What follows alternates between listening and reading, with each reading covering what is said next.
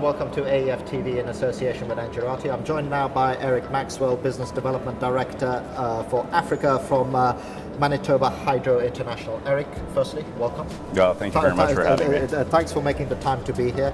And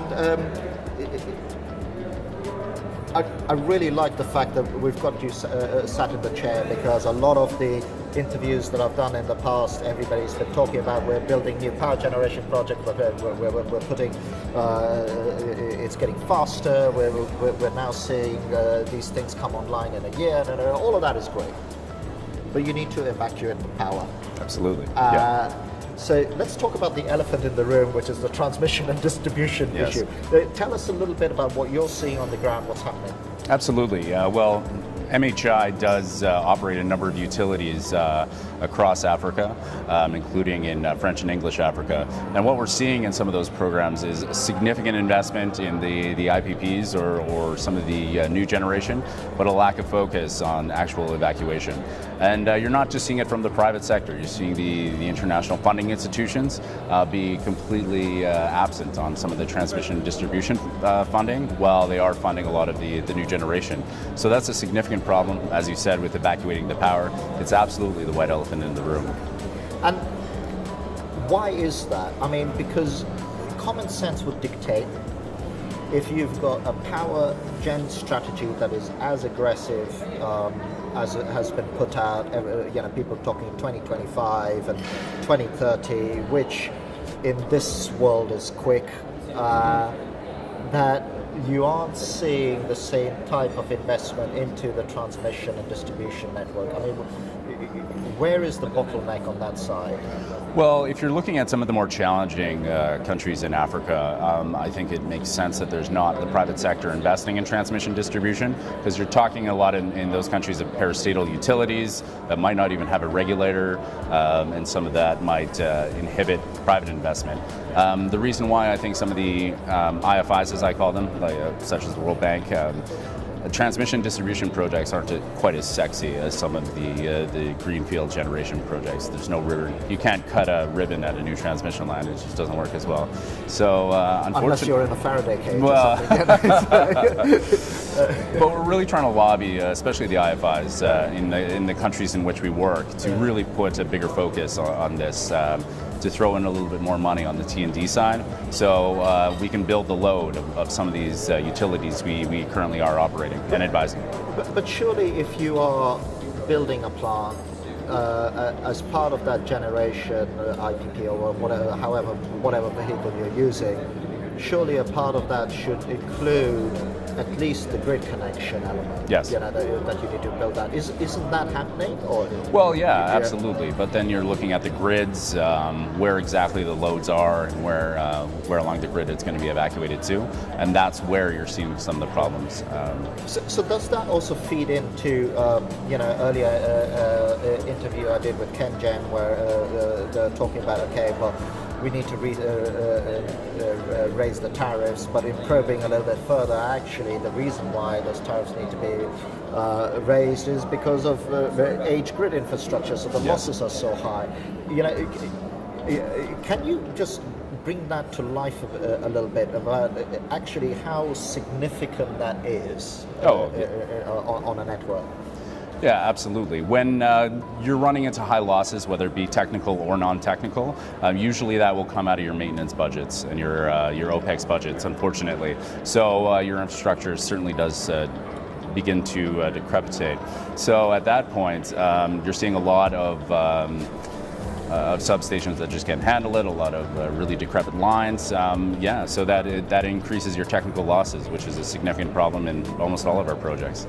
And then in terms of, you kind of set off there are three things, and what you just mentioned, and the building of the lines, etc., is everything comes down to money and financing and funding, but also it does come down to skills as well. Yes. Because gone are the days when, or nearly gone, when you put up a transmission line and it's almost an Edisonian version of the power grid. Now we're seeing data connectors, the digitization of Yes. asset management and things like that. Is that another gap? Is that where someone like Manitoba Hydro can come in, but also you need to be able to do that skills transfer and invest in those skills to manage those networks? Yeah, absolutely. Actually, what we've run into in some of our examples, such as let's say the Inga plants in DR Congo, is it's not necessarily the skills that are a problem with the individuals, the engineers, the technicians that are really doing the hard work on the Inga plants. They're actually extremely well trained, but they just simply don't have the OPEX budget to execute the maintenance. So they're cannibalizing units and things like that, which is horrific. And while you see all these greenfield projects go on, when we're not focusing on the proper O&M of existing assets, seems to be a disconnect, even between the international funding institutions, private investments, and such.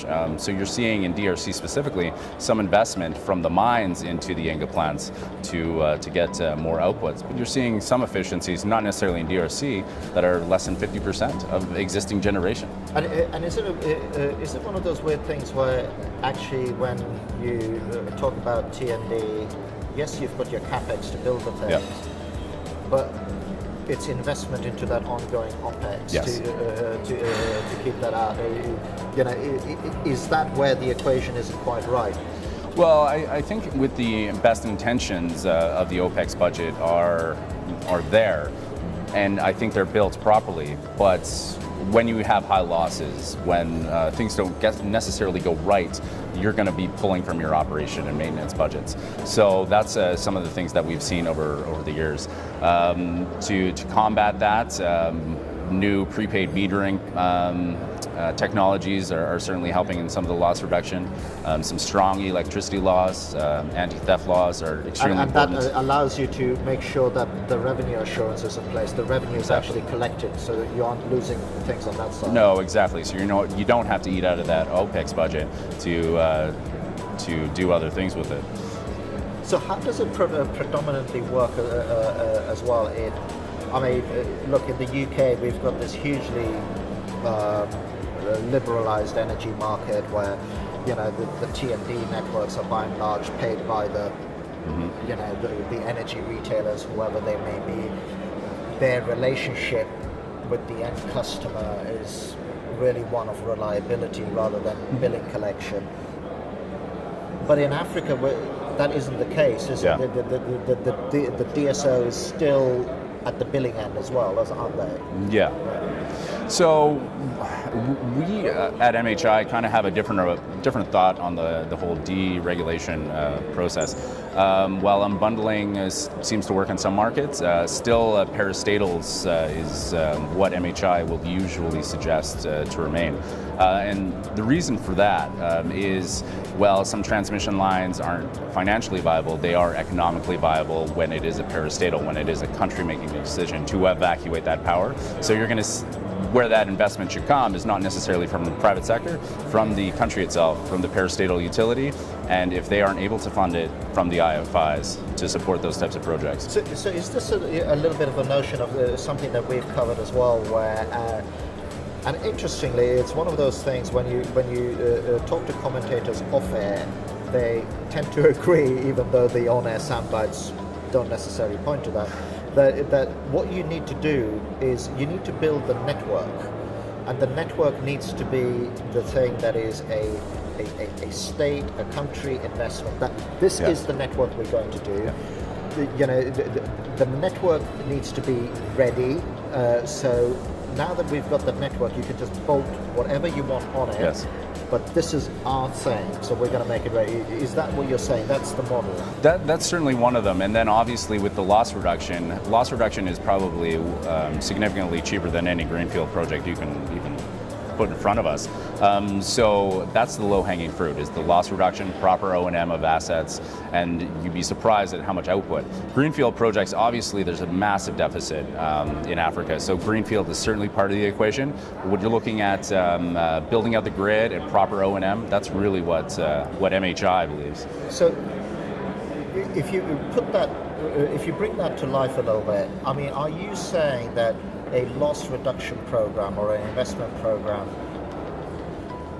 let's not name a country, could be as significant as putting in a whole new power plant?